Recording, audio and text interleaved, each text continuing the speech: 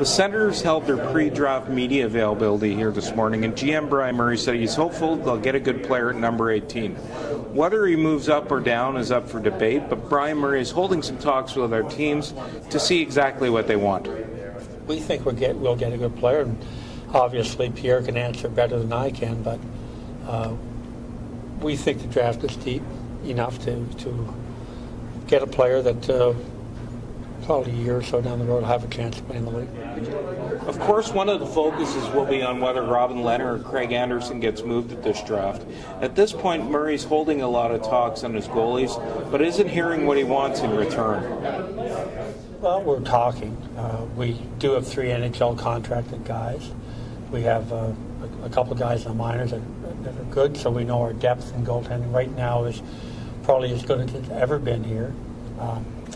But very definitely we're going to have conversations going forward about one of our goaltenders, and at some point, whether it be at training camp or at the draft or whatever, make a decision on who the top 2 are that are going to stay here. As I wrote earlier this week, the Senators would love to get a top 6 forward and a draft pick in return for Robin Lehner, and that seems to be what they're looking for. Obviously, Lehner is the guy who's going to attract more interest than Craig Anderson. That's just the way it is. It's like agents asking for a certain number of dollars, and they're not going to tell you or me that they'll take less. So we're going to get our asking price. And if you don't, would you possibly bring the 3 of them to camp? Oh, sure. There's no problem bringing 3 guys to camp and letting them fight it out and figure out something from there. Every day we have things to do and important decisions to make, and we'll make it at that time if that's the case. In our other housekeeping moves, Coach Dave Cameron has signed his 2-year extension. Luke Richardson is close to agreeing to an extension in Binghamton.